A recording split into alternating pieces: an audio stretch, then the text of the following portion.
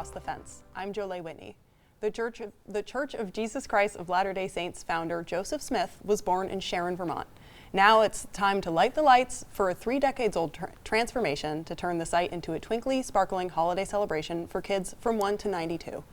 Joining me are President Keith and Sister Trisha Buswell, site leaders of the Joseph Smith Birthplace in Sharon in South Royalton. Welcome to Across the Fence. We're glad to be here. Thank you very much. So this is a decades-old tradition. Can you tell me a little bit about it? Well, it actually started in 1988. The lights went up then first, and so for 35 years they've been doing lights at the Joseph Smith Birthplace. It continues year after year. The community just really loves it. And who puts up those lights? Who puts it on? And do you know how many there are? We do know. So the lights started this year being put up by September 1st. And the goal is to have them up by November 1st before the weather becomes an issue. We had 10 people that were involved. 8 of the 10 are volunteers. And we have serving with us at the Joseph Smith Birthplace some missionaries that have come from other parts of the country to spend a year. And part of what their assignments are, help with the beautiful maintenance, the landscape, the flowers, and then helping to put up the Christmas lights.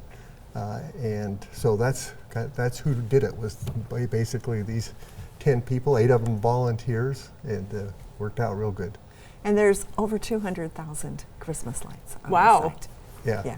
And you mentioned people are coming from all over the country. Do you know off the top of your head where some of them are visiting from?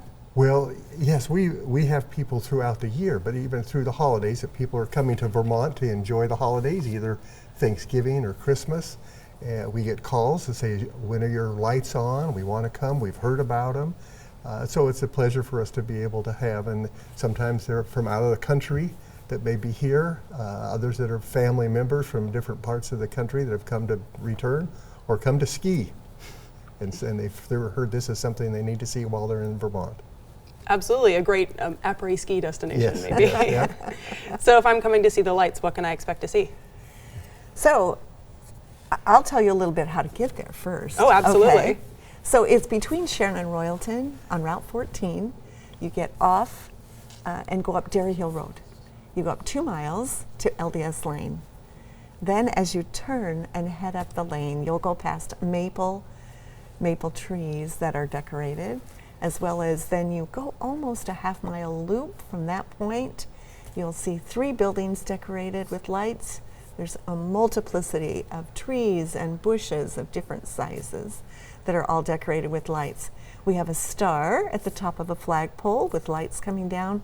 We have a nativity scene, as well as there's music going on. And then there is a tunnel of lights that is replicating a covered bridge from Vermont that you go through. It is way cool. It's white lights. As you finish that, you go down the hill and you can go to the South Royalton Chapel. And at the South Royalton Chapel, they're having cider and cookies. They have more decorations. They have some nativities, some artwork. They have music in the Family History Center.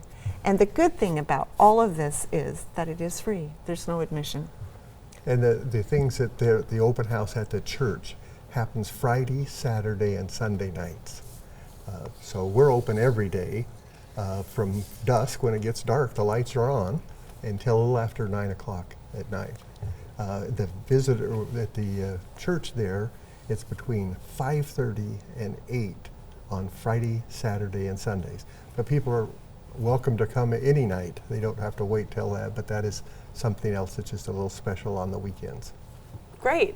And this is obviously a huge endeavor and a huge production for you guys. Why put in the effort?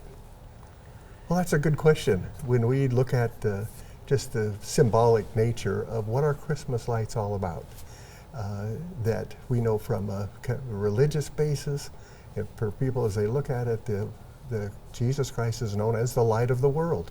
So the Christmas lights are really a celebration of the birth of Jesus Christ. And what does having these lights at the birthplace mean to both of you? Let's start with you, Sister Buswell. Okay, so I can just tell you that, so I grew up in the West. I grew up in the mountains in the West, and I love snow. And so you have some snow up there, and you add a couple of 100,000 Christmas lights, and it is just magical. And on top of that, then you add the peace and the calmness that you feel when you're on the site, and you just have a winter wonderland. It is just wonderful. Absolutely. And Yeah, yourself? and for me, it's the same. The sights and sounds are beautiful. We have some background music. But the most exciting thing is for us to be able to meet people here from different parts of Vermont or other parts of New England. It just, I just love to see the joy of children. We think about being at Christmas time, just the thrill and excitement of what the kids go through. But we see individuals, couples, groups, families. And as they come, often they'll park their cars and walk around through the trees. And I saw someone jump down last night in the snow and start doing a snow angel right there underneath a big decorated Christmas light. Yeah, that's amazing. Yeah.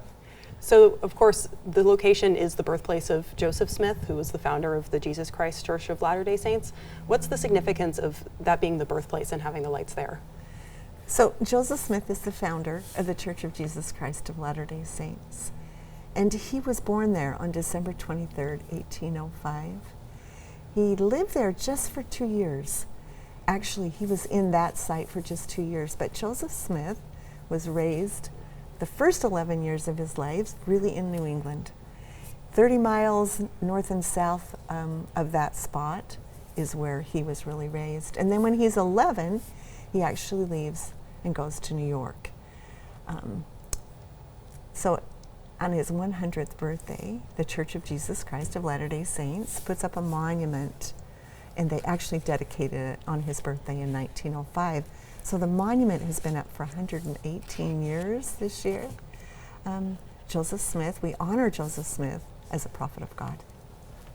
And do you do anything? You, of course, said that you put up a monument. What do you do year to year to celebrate his birthday, and what does that mean? Yeah, so the December 23rd is his birthday, but in our minds, we really are celebrating not only that day, but throughout from Thanksgiving through Christmas with the Christmas, or through New Year's with the lights, but we really celebrate his life throughout the whole year. So the visitor center that we have there, the site, this Vermont obelisk that's almost 51 feet tall, we're open every day but Thanksgiving, Christmas, and New Year's Day. So throughout the year, and it's beautiful every season. So we're really honoring his birth and his life throughout the whole year. For people who might not be familiar with the Jesus Christ Church of Latter-day Saints, it says you're in Vermont on a mission. Can you tell me a little bit about what that means and what that looks like for you? Yes, we're happy to do that. So we're from Pleasant View, Utah, which is about 45 miles north of Salt Lake on the foothills there. Beautiful place. But we both retired from our professions a couple of years ago and decided we wanted to serve the church as volunteer missionaries. We had the opportunity to be able to say we'd be willing to serve for 2 years at our own expense wherever we might be sent. We received a call from the prophet to come to the Joseph Smith birthplace. And so for us, our mission will be just under 2 years, and we have about 3 months left. Other missionaries are there with us as well. So we have there's 5 missionary couples, and they come from Oregon, Montana, Idaho, and Utah. So we really have it's fun. And 4 of the missionaries, 2 couples, serve as the FM, the facility management. They help with the properties, as I mentioned earlier. And then the other 3 couples, we help with visitors that come as individuals, families, busloads of people throughout the summer, and particularly during the leaf peeping season, we have busloads of folks that come for either just the beautiful scenery, and others come because they are wanting to learn about our church history. You mentioned that you have about 3 months left. Do you mind my asking what the next step looks like? What goes next? Yeah, what's next, Sister Buswell? We're heading home. We actually have 8 children and 22 grandchildren, and they have been out to visit us, but we're looking forward to spending some time with them, and we will be heading back to northern Utah. Absolutely. Well, before you go, we have to know, what have you enjoyed about being here in Vermont? We love Vermont, by the way.